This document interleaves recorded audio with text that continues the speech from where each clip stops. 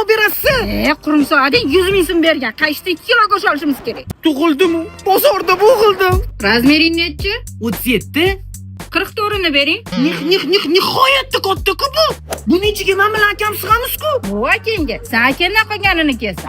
O'tar ketar bu qora kunlar. Ona chanqadim. Uyda ichasan. Xo'p, oke, real kundaligi yo'qmi? Barsaniki bor. Amal beravering, tanaffusda.